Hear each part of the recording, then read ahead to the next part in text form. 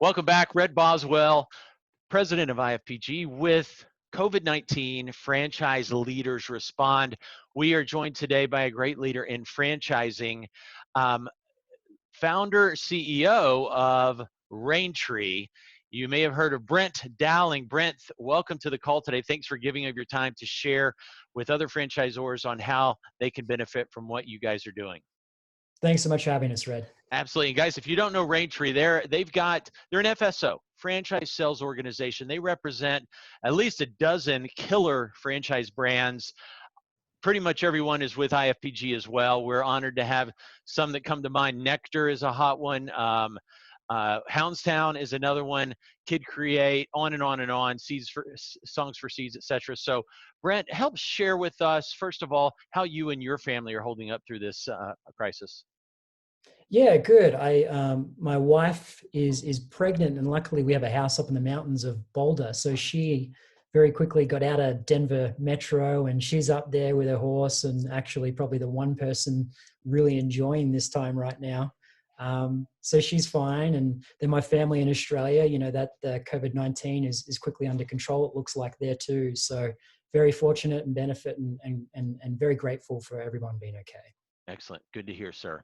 Well, as we jump into what you guys are doing, help us first understand a little bit more about, I covered a slight bit, who is RainTree, and as we go through this, if you have any examples of brands and what they're doing, maybe any stories of triumphing during adversity, preface it by what the brand is. Don't just say the brand's name, share a little bit about that brand. Obviously, we're not here to promote any brand, but it does put a good context for the listeners so they can understand maybe how that brand relates to them. So RainTree and your brands. Yeah, like you said, we're a franchise sales organization, full service franchise development. We have 17 brands that we represent, and then we grow across the country. A lot of them with you guys and are doing well, and a lot of them doing well even in light of COVID-19. I mean, in terms of examples, there's a lot. Luckily, the first brand I saw within days of COVID-19 even becoming kind of mainstream was Level Up, which is a STEM franchise focused on coding, and it's a retail studio location. And within a day or two of this getting serious, they were out there on Facebook advertising virtual classes and the classroom that they built, and really quick pivot. Create, and a brand that I own, followed suit there, and we've got virtual classes starting soon. We moved from a physical studio. And what's the name of that? What's the name of the second one? That's Kid Create Studio. Kid Create Studio. Yeah, gotcha. Yeah. And we there moved to sending at-home art kits. So we're physically mailing out the lessons and the videos to the customers. And yeah, as the franchisor of that brand, that was really scary 2 weeks ago when we had to close all the studios, and my heart was breaking for all our franchisees. And then luckily somebody on the team came up with the idea for this at-home art kit where we're physically mailing them out. And I just spoke with the founder maybe 30 minutes ago. We had one franchisee generate $25,000 in revenue from sending these art home kits to customers. And so, you know, that's another example of a brand that's pivoted for the better here in light of this. We've got a few pet brands, one being Houndstown USA. You guys have spoken to them, so I won't go any further than that. But Wagon Wash is a pet retailer, and they've pivoted and luckily enough, they're still open, and they're a necessary business right now. And then we've got an array of food franchise-based concepts that have done very good things in pickup, curbside, third-party delivery, and they across the board generating revenue for their franchise owners. You know, I'd love to be able to say that they're prospering, but what they're doing is keeping the lights on. And brands like Teriyaki Madness, Muya, the list goes on. These brands are doing well. So there's in 17 brands, it really is hard to kind of think about all the individual successes here, but it looks like every single brand has pivoted quickly and created one of those stories. Well, Brent, you just named, the last two you named are both restaurant brands, and we hear time and time again how restaurants are getting pummeled through this. Many of them will absolutely never be the same. No, the listeners know Michael Haith well with Teriyaki Madness and all that they're doing to pivot and the deliveries and the takeouts. So we're seeing we've heard some really good stories from Michael. What about Muya? How are they? They're a burger brand, and I've not seen a Muya with the drive-through. What are they doing to be able to at least keep the lights on? Yeah, they were already executing really well third-party delivery, and so they've stepped that up and are doing a really great job there. Obviously, like many restaurants, they've included curbside delivery, but some really smart additions. They started a movement which was Clean Your Restaurant, National Clean Your Restaurant or Clean Your Kitchen Day, and really got involved in creating this movement for clean restaurants and clean handling of food in this environment, and that was really smart. um, as well as really focused on some things that people can't have right now. I know a lot of people are struggling to get minced meat and avocados and things like that. They have that with their supply chain and their logistics. So focusing on educating their customers, if you're missing out on that right now, we got it. We got you back. Come in, pick it up, curbside, it's safe. And so just some of those So, campaigns. so are you saying they're actually allowing consumers to come and like buy avocados from them? No, in the Oh, burgers, oh, but in the world. but Okay, yeah, but yeah, that's they're still still getting that's the an fresh. idea. Yeah, Need some let's cheese? pitch We it. got cheese. Let's pitch it. Wow. Now I know one of your brands is a unique one, pretty cool. Songs for Seeds. Anything unique they're doing? Because they've got some virtual aspect to it, if I remember correctly.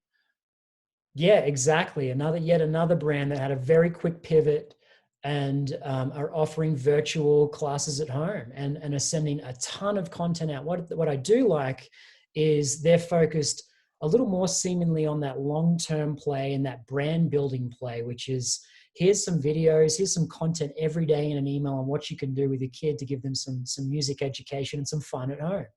And I think that's a very smart long-term play that they've executed on very well. Now, folks listening may think, well, that's easy for them. They already had the virtual thing all set up. Did Songs for Seeds have all this already in place, or was this like they'd never? I mean, did they just create something completely new and seriously pivot the brand? Yeah, absolutely not. Songs for Seeds, Level Up, Kid Create Studio, none of those brands had any of that platform, any of that technology in place. And I was just saying, actually, on this note the other day, somebody was asking me about everything that I was seeing. And, in my role as a franchisor, as a franchise dev guy, I've fallen in love with what I do. I've fallen in love with the people that I work with. I've fallen in love with the process of it. But as an industry, I've really liked it. I could never have said that I fell in love with it.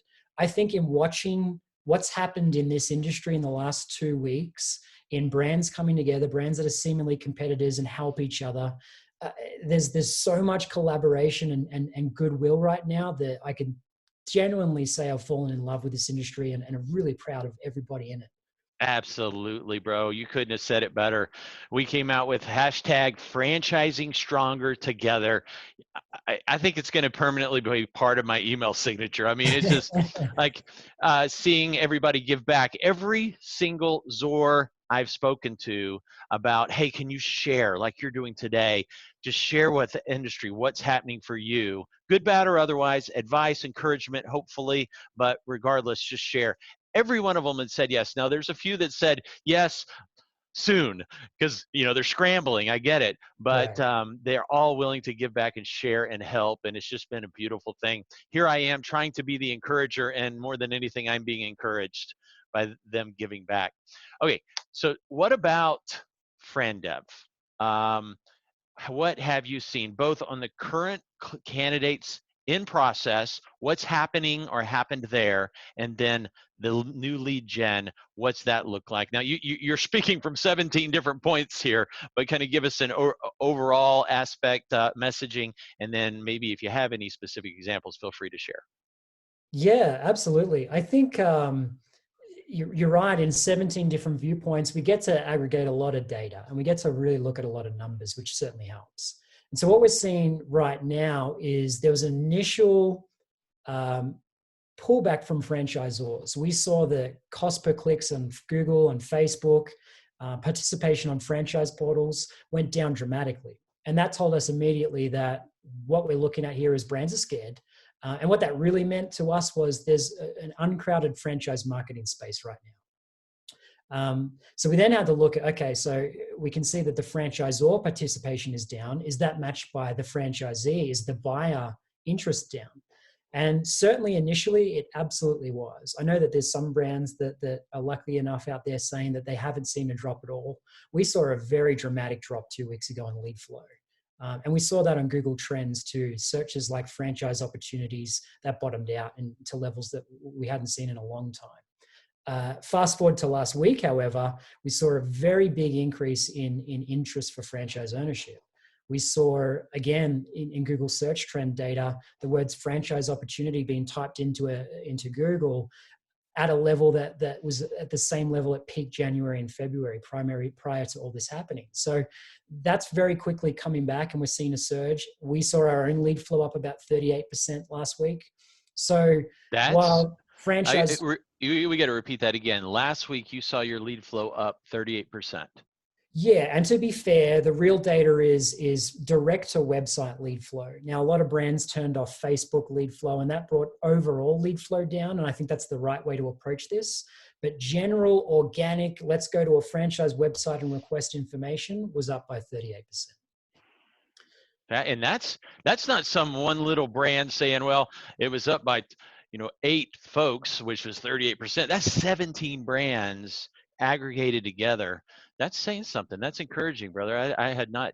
I'm hearing individual brands seeing some spikes and some improvement, but a 38% organic search of 17 brands. That's very encouraging.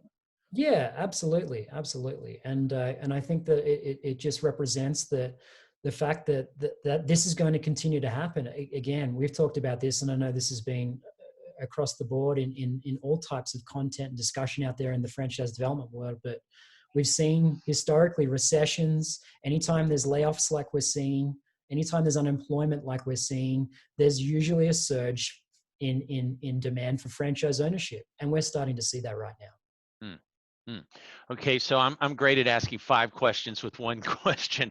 So the third part of that question, I think, was, what about the folks that have been in process? What's happening with them? Yeah, I think our viewpoint and what we're saying, even to back up on that lead generation side, is don't turn it off like a lot of brands. Be smart about it. We're asking brands to roll back on what we call non-hunt mode candidates, which is folks like on advertising on things like Facebook, advertising where folks may not have an active interest in buying a franchise. They're not showing that behavior. But if they are showing that behavior, things like Google PPC, working with franchise consultants is obviously huge, but even SEO, long-term play, where people are searching for things like this, that's a good place to spend some money right now. And so that's keeping some pipelines moving and keeping the current pipelines moving. Now, what we're seeing in those pipelines is 2 different things. Again, we've got the benefit of 17 brands, so we can kind of look at it from a high level and try and figure out what's going on from that level. Now, we're still seeing a good amount of folks put things on hold, and I think that's to be expected. Now, but what we are seeing is those rates of slowed pipelines, of killed deals, are higher in lower investment concepts or franchise brands where it's owner operator, or where there's not the target franchise owner isn't someone that has a great deal of experience in owning a business. They don't have that perspective or that experience in knowing kind of what lies ahead from here. And so there's some anxiety there, and rightfully so. They say, let's slow this up.